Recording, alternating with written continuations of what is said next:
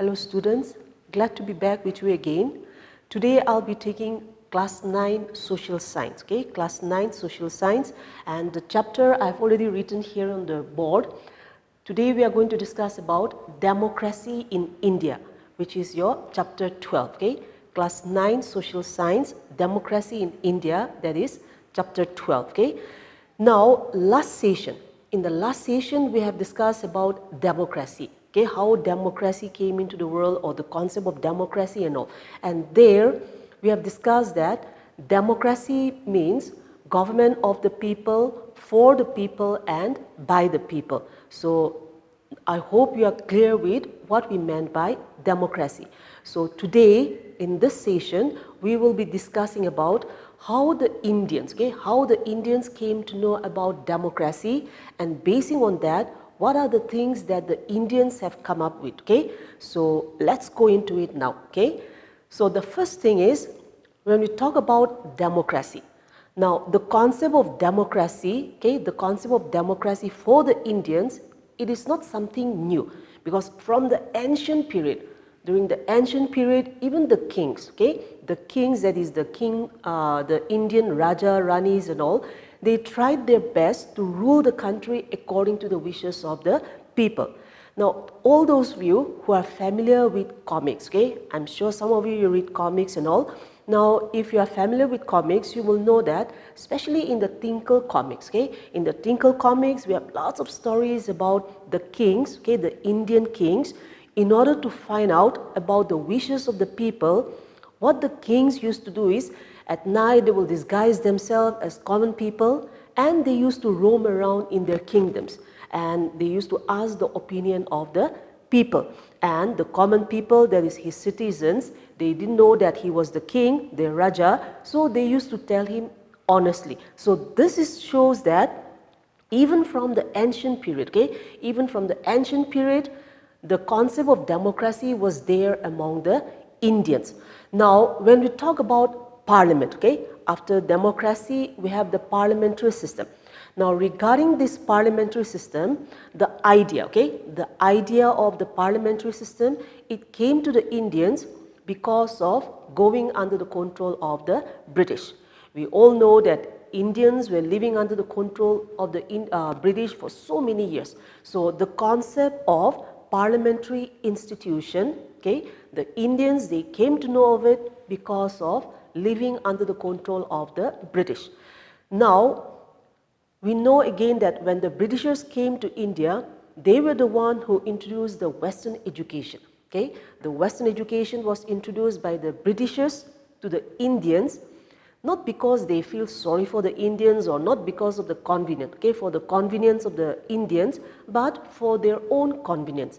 But as historians says, because of the introduction of education, it backfired, okay. That is, those Indians who got educated, they came to know about the outside world, what was happening outside India.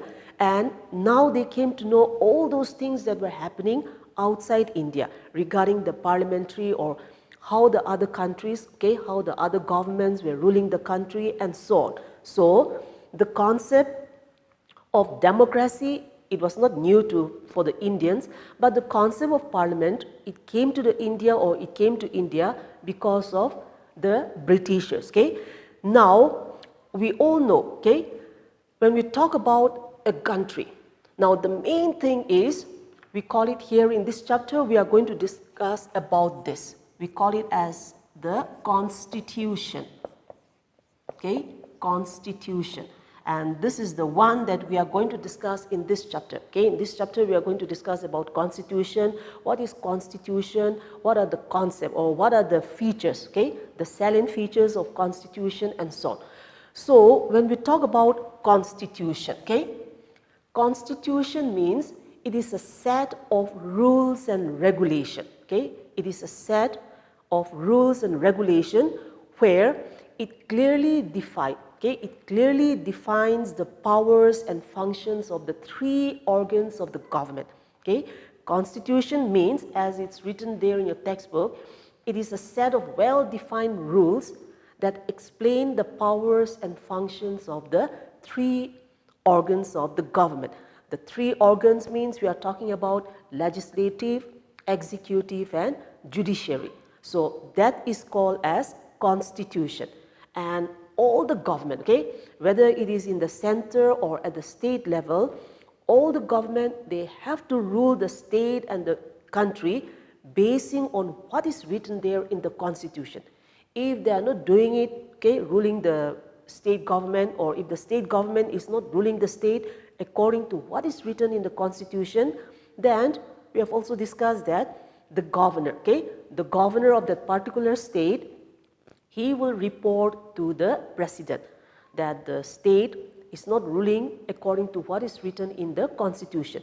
And if the president does, if the governor does that, then the president will give his rule, which is called as president's rule, okay. And during this president's rule, it will last for 6 months. If they want to extend it, it has to be passed through the parliament. But within that 6 months, everyone, okay, all the people, their powers will cease to exist. That means all the powers will be, the people will not be allowed to exercise their power. So that is called as president's rule. So this shows that constitution is very, very important, okay.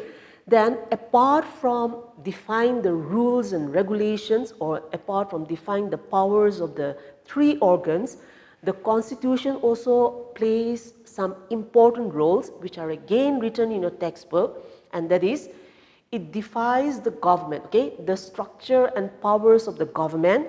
Then it lays down the limit of the government, okay. Then it also explains the rights of the citizen.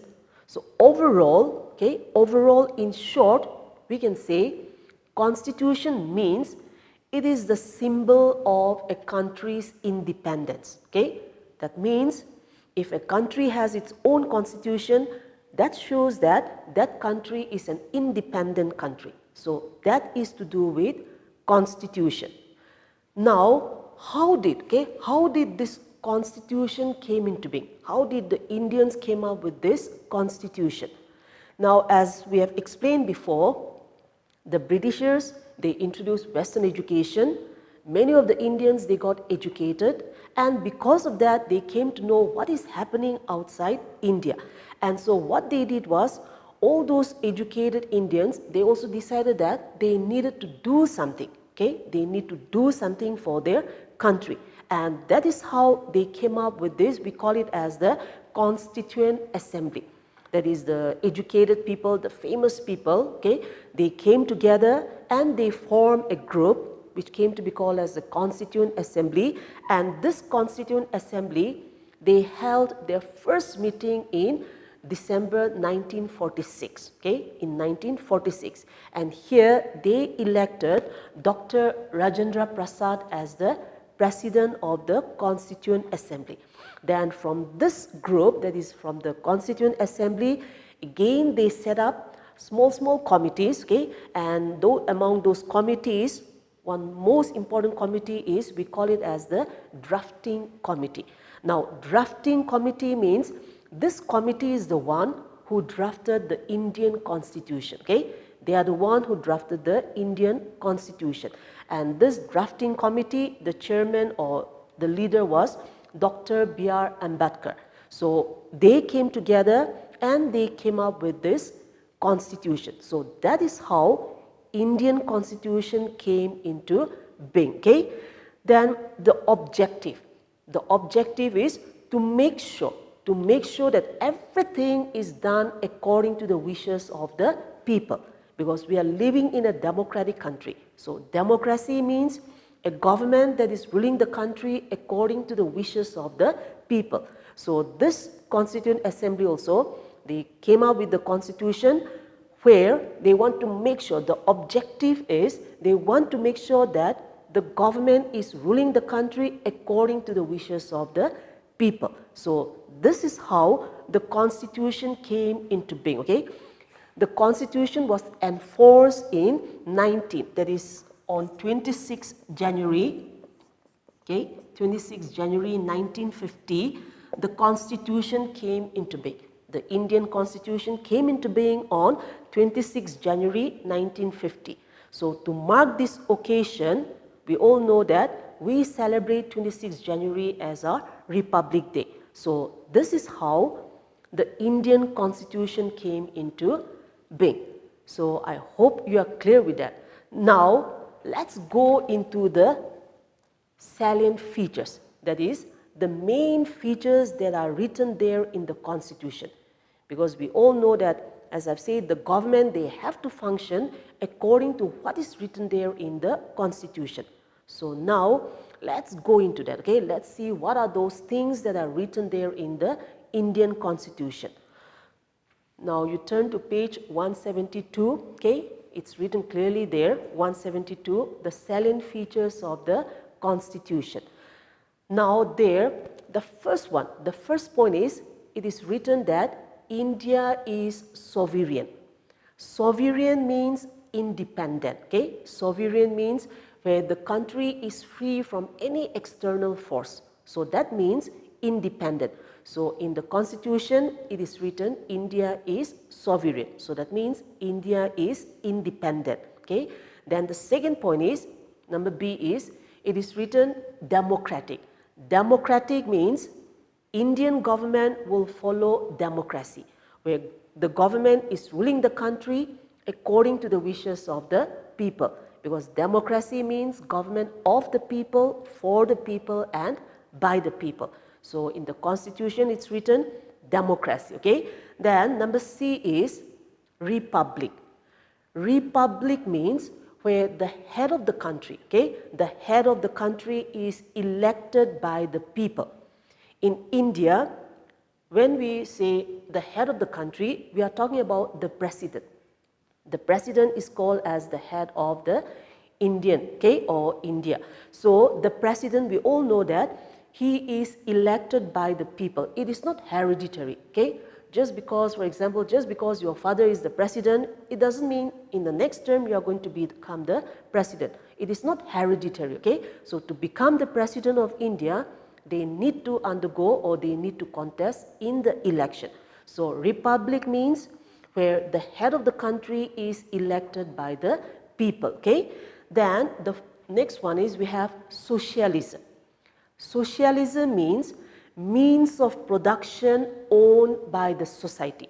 So whatever it is that the country has, it belongs to the people.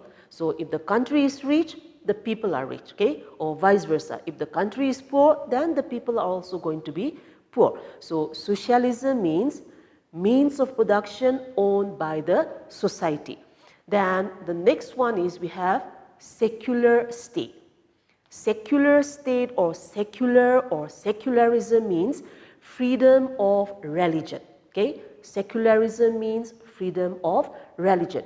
And we all know that in India we follow secularism policy, or India is a secular country, and that means any one of us, okay, any one of us, we can follow any religion we like, and no one can stop us from doing that, because it is written clearly in the Constitution that India will be a secular state. So secular means freedom of religion, okay? Then it also states that India will follow, or India will have justice. Justice where everyone will be treated with equality, especially in the eyes of the law. Then we have liberty. Liberty means having freedom, okay? All the individuals, we are entitled certain freedom. Every one of us, we need to have certain freedom. Then we also have fraternity. Fraternity means where we consider one another as our brothers and sisters, okay? We may belong to different races, practice different religions, speak different languages and so on, but still every one of us, we need to believe that we are all one, we are united, we are brothers and sisters. So that is called as fraternity. So these are also written in the Constitution, okay? Then in the fourth point, we have special features of Indian Federation. That means we all know, okay, when you look at India, we know that we have a central government, and apart from the central government, we know that we have 29 states. And all these 29 states also, they have some powers. So federalism or federal system or federation means powers divided between center and state. So center will also be having some powers and the states are also given some powers. But regarding India, the central government is considered more powerful, okay? The central government is considered more powerful than the state, but their powers are clearly divided. So that is called as federation or federalism, okay? Then the next one is number 5, we have parliamentary system. Parliamentary system means where the country is supposed to have a parliament. And we all know that in India, we have a parliament.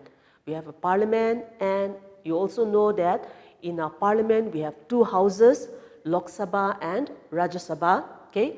Lok Sabha is called as the lower house, Rajya Sabha is called as the upper house. But when it comes to power, again we know that Lok Sabha, even though it is called as the lower house, it is considered more powerful, okay? More powerful than Rajya Sabha. And the reason is because the members of the Lok Sabha are elected directly by the people, okay? Members of Lok Sabha are directly elected by the people. So even though Lok Sabha is considered as the lower house, it is more powerful, okay? It has more power than the Rajya Sabha. So that is to do with parliamentary system, and that is the system that we follow in India, and it is because it is written there in the constitution, okay? Then in number 6 we have fundamental rights. Fundamental rights means the foundation, okay? The basic one. So each one of us, every one of us, all those who are citizens of India, we all know that we enjoy fundamental rights, isn't it? The right to freedom, right to speak, right against exploitation and all those things. We have a different chapter for that, so I won't go into detail, we'll do that later on, okay? So fundamental rights means the government. The government has, that is the constitution, has given each and every citizen some fundamental rights. And these are rights which can never be taken away from us, okay? What you can do is, if we feel that some other people, okay, someone is trying to stop us from enjoying our fundamental rights, then you can take them to the court. You can sue them because that is our fundamental rights. So that is to do with fundamental, okay, because it's written clearly in the textbook plus in the constitution. But as I've said, we won't go into detail because there is a separate chapter for that. That is the fundamental rights. Then number 7, we have independent and impartial judiciary. Judiciary means we are talking about the court, okay, the court. So the constitution, it clearly states that the court, the judiciary will be impartial. Impartial means it should not be partial towards anyone. Then it should also be independent, okay. Independent means it should not be under the control of anyone. Now if you go back to the previous session, in the French Revolution we have discussed about one philosopher, that is Montesquieu, and this man, philosopher, he suggested the separation of the 3 powers of the government, that is legislative, executive and judiciary. He says that all these 3, they should be separated, and the reason is because if judiciary is under the control of the, let's say, the executive, okay, executive means we are talking about the bureaucrats, the ministers and all. So what can happen is, for example, a minister had committed a crime and he is being taken to the court, and on the other side the court is under the control of the minister. So we all know that the court may become partial towards the minister since it is under their control. So to avoid this, the constitution, it clearly states that judiciary will be independent. That means it will not be under the control of anyone. Then impartial means it will not be partial towards anyone, okay. So that is the 7th feature in our constitution. Then in number 8, okay, the 8th feature is we have directive principles of state policy. Directive principle. Now, directive principle, from the name itself, you can know that that is a direction, okay? And this is a direction that is given to the state government by the constitution. Now, the best example will be, you all know, okay? You all know that those who are studying in private schools, they pay school fees. Those who are studying in government schools, they don't pay school fees. And the reason is because in the directive principle, the constitution, it clearly states that all the children, okay, all the children below 14 years of age should be given free and compulsory education. Okay, in the constitution, in the directive principle, it states that children below 14 years of age, they should be given free and compulsory education. And that is why in the government schools, the children, that is the students, they don't pay school fees. So this is just a direction, okay? Now what can happen is, let's say you are studying in a private school and you know that you are paying school fees. Now for that, you cannot go to the court. For fundamental rights, you can fight it in the court, but for the directive principle, you cannot, because that is just a direction, okay? A direction that is given to the state to govern their state. So it's just a direction. So you please know the difference there, okay? Now coming to the ninth features, we have reservation policy. Reservation policy here, we are talking about all those things to do with reservation policy. This is to do with the minorities, okay? Minorities. Now, minorities means we are talking about those people who belongs to ST, SC and OBC. ST means scheduled tribe, SC scheduled caste, OBC means other backward caste. So all those people who belongs to ST, SC and OBC, they are called as the minority, okay? And here in the reservation policy, we are talking about those people.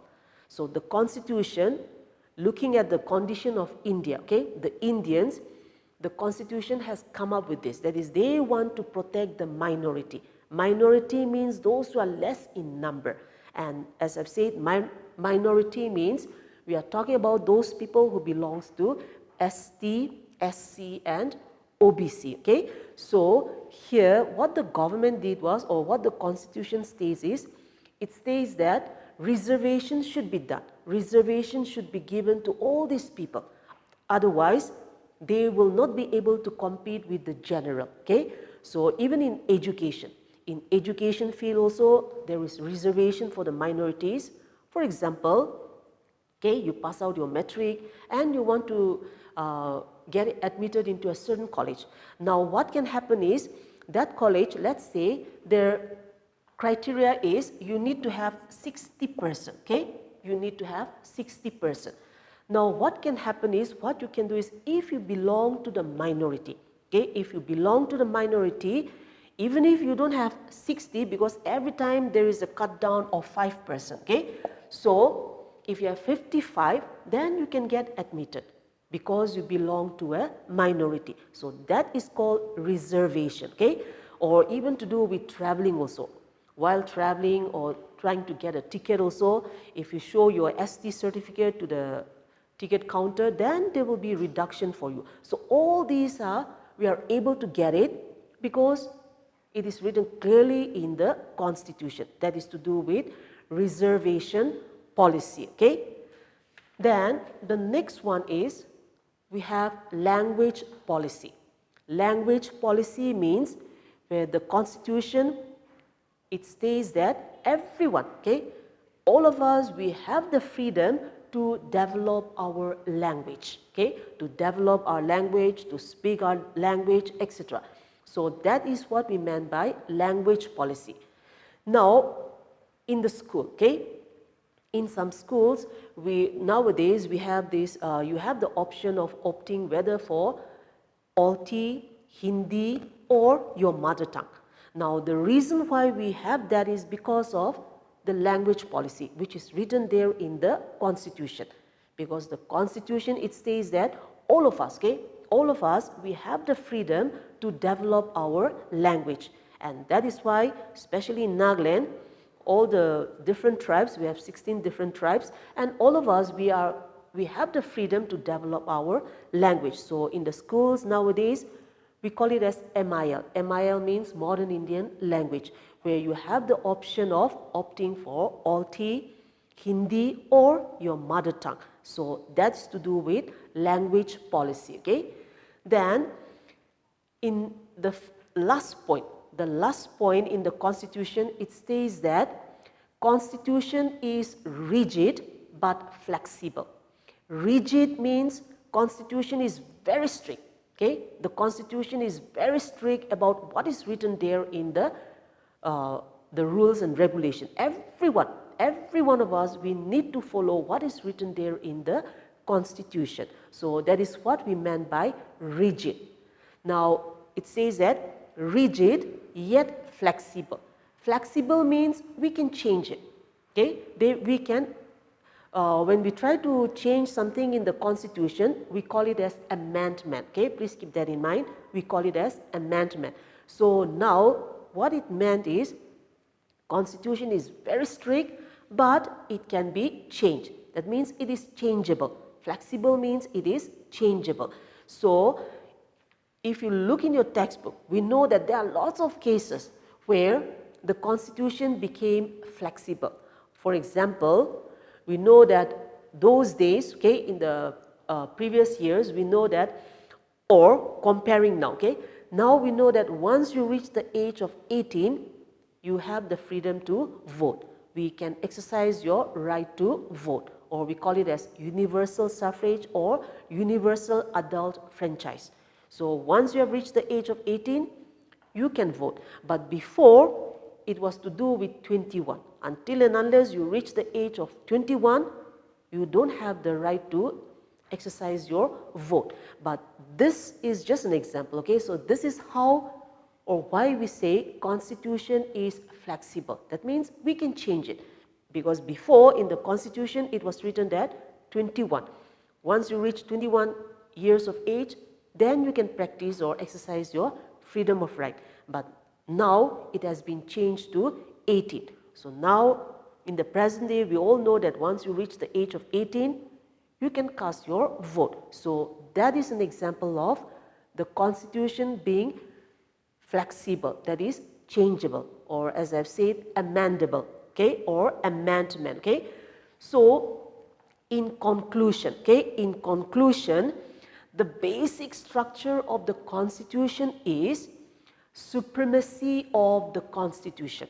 Whatever it is, the Constitution is the most important one, okay. It is the supreme, the highest in the country, because we have discussed that whatever it is, or everyone, including the people, the citizens, plus the government, they have to do their works according to what is written there in the Constitution. So that is to do with supremacy of the Constitution, okay. Then republican and democratic form of government, then secular character of the Constitution, then federal character of the Constitution.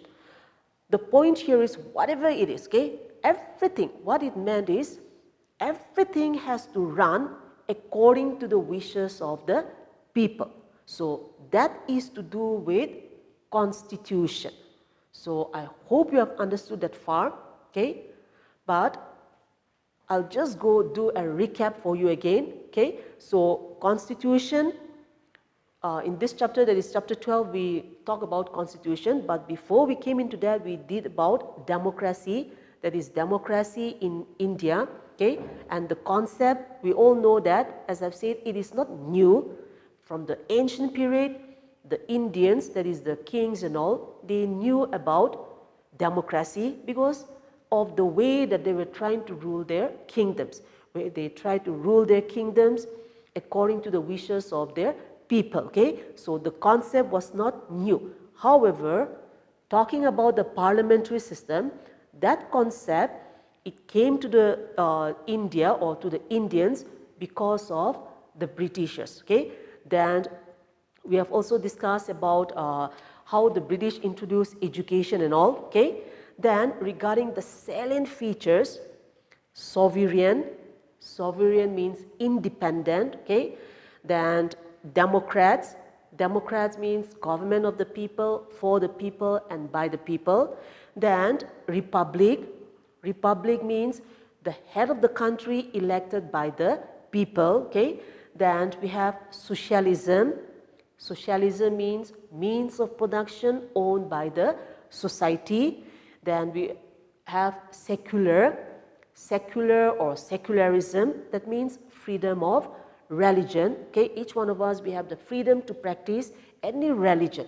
Then we also have this Indian federalism, okay. Federalism means where powers are divided between center and state. Then we have the parliamentary system. India, we have our own parliament, which have two houses, Lok Sabha and Rajya Sabha. Then we have also discussed about fundamental rights, those rights which have been given to us by the Constitution. And as I've said, if you feel that someone is stopping you from enjoying your fundamental rights, you can take them to the court, or in short, you can sue them, okay. Then we have also discussed about independent and impartial judiciary, where it means the court, okay. The court means we are talking about the High Court, okay, the Supreme Court and so on. So these courts, they should not be under the control of anyone, plus it should not be partial, okay. Then we have discussed about the directive principle. Directive principle means the directions that the Constitution has given to the state government. Then we have discussed about reservation policy, where the Constitution, they want to protect the minorities. Minorities means those people who belongs to ST, SC and OBC. So some seats are reserved for them. So that is called as the reservation policy.